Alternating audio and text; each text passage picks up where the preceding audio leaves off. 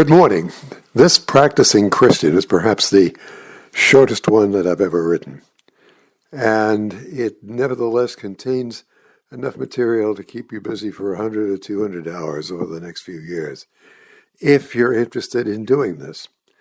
The thing that you have to simply understand is, if you were Jesus walking into a local grocery store, how many different products would there be on the shelves? You got it. Not very much. A very limited amount and a very limited diversion between one kind of product and another. We get that with our loaves of bread. There's not much difference between one loaf and another. But in Jesus' day, just about everything that there was there was going to be very, very close to everything else that was down there. All right, so here we are. If Jesus only knew. This weekly report makes a strong effort to base its recommendation on what Jesus said or did, and then I would say with respect to foods to which he had access, normally had access. From time to time, printed material that was simply unknown to him or to people of his day. You couldn't, for example, write about what his attitudes were towards tobacco or cognac, although you could probably articulate intelligently what they might have been had he had them actually in his possession. Therefore, there are also elements of modern life that we are only slowly beginning to understand. This issue is devoted to food and drink and which sorts may weaken, kill you, or perhaps make you a stronger, a better person than you were before, a healthier man. For this, I could write a 200-page book. You still might read it and say to yourself, "Bah, humbug," or its equivalent. I simply give you a list of bad stuff that I've run across. I'd like you to research these items and see whether they are dangerous, deadly, weakening, or delightful and heartening and healing for you. You can then decide to have them in your life or consign them to the deadly domain. But we do this unconsciously every time we have a meal. Every time we pick up any particular snack or food item. Now, here they are. There's not very much here. We can add the word healthful in the search line for each of these items. You could do that on your computer if you're starting to analyze these things. TMAO, 4 letters, TMAO. Almost everybody is consuming this almost every day and with almost the same results. Take a look at it. Okay, item number 2. Something that many dietitians have labeled poison. It's sugar. Sugar is so hugely present in all places in the supermarket. Vegetables are sweetened with sugar before they're put in the can. Is that a good idea? All right. Next item, animal fat. Now, animal fat does not mean fat that is hanging off the rear end of an animal necessarily. It can include such things as cream cheese and butter. So be sure you're getting everything that is in the category down as you begin to examine and say, is this something that is going to make me stronger, healthier, more effective, powerful, etc., all that sort of thing. All right? Now, the next item is mammal meat. We are not used at all to using that phrase. Very, very few people outside the dietary industries use it at all.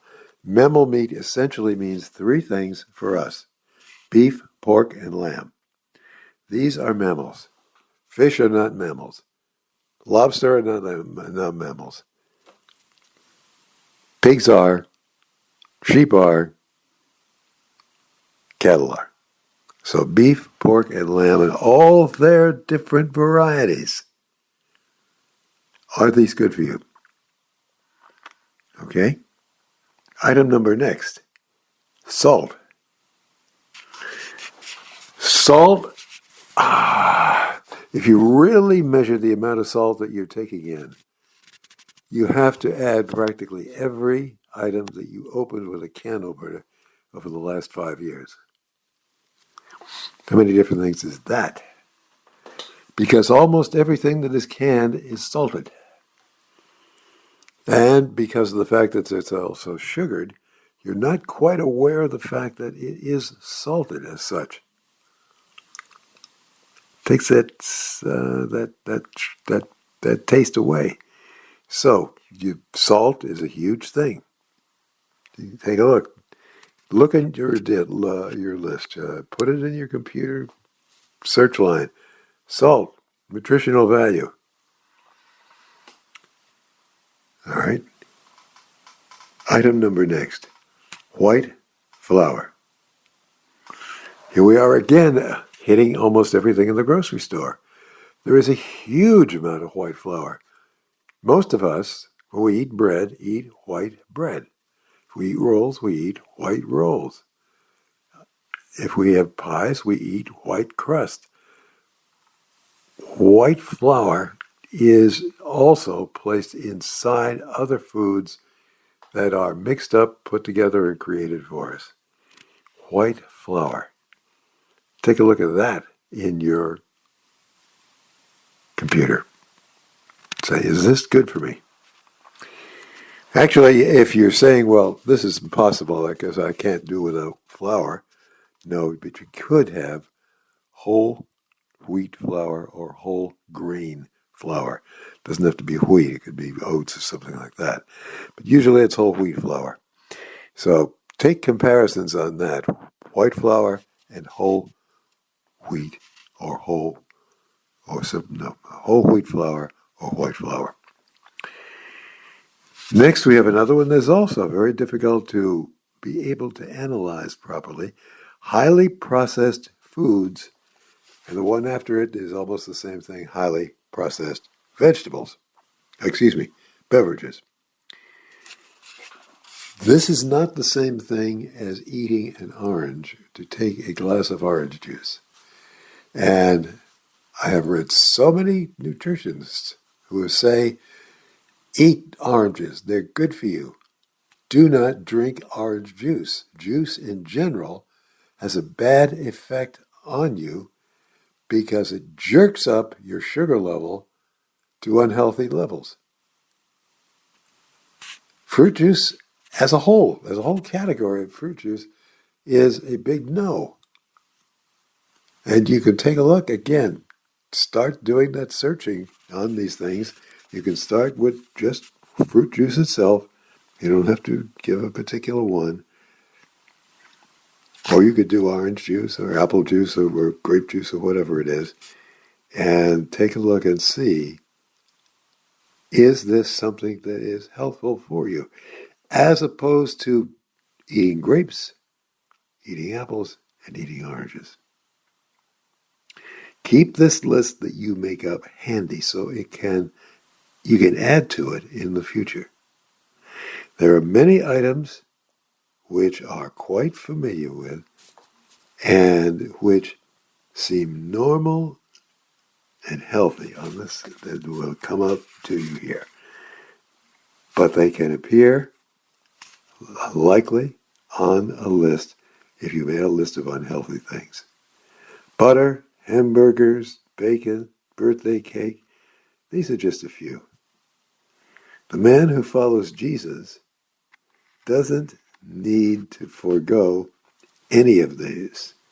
Such a man, if he is wise, will hunt down these items that have been made with good ingredients. I have run across so far, from one end of this country to another, I tell a lie. The another one I ran across too. Two bakeries where you could go in and buy pastry, delightful pastry, sweet pastry if you want, made with whole wheat flour. That's not a lot. And they're not big pastries, they're local places.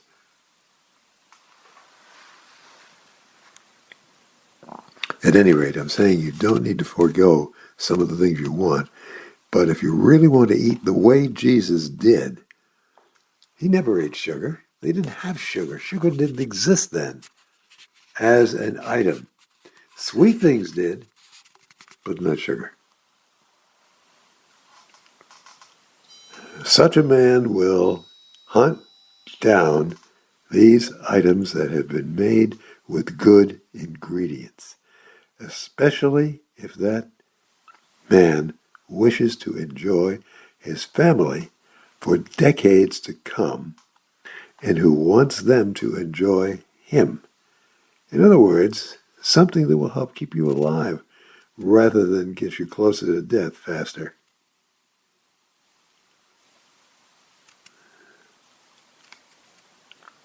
These are the things that you need to do with your life of food. As I said, I could have written this in half the words, a quarter of the words that I've written right here. This is it. This is the kind of life Jesus led. A life where the food itself was almost entirely nourishing and not something that was extracted, where they took the whole grain out of something and left an almost worthless white flour.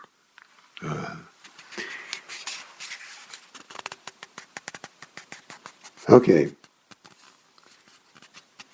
I think I'll add just one thing to this list. It really isn't a food. It's just a means of processing.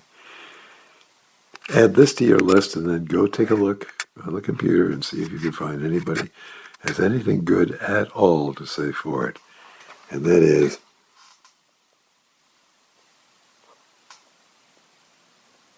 any deeply fried food. Potatoes, clams, whatever it is. I have not yet run across something which, in that particular style and formation of deep fried, can be said to be nutritious. The food inside it, that started it, maybe the clam, something else, yeah, they could be nutritious, but the thing in itself, once it's produced that way, that doesn't do it. Okay, yeah, it's a very, very brief practicing Christian. And obviously, almost no practicing Christians practiced anything like this at all. But if you want to take a look and say, what did Jesus do to be able to be strong in his heart, his mind, and his body? That's a good part of it. And if you want to get into a good argument with some people, add into this wine. Because he drank wine regularly. He didn't drink a lot of it. He didn't get drunk. He and other people advised people not to overdo it, but wine was one of the foods regularly, daily, weekly, monthly, yearly consumed by Jesus and his disciples. God bless you in your search for a good diet.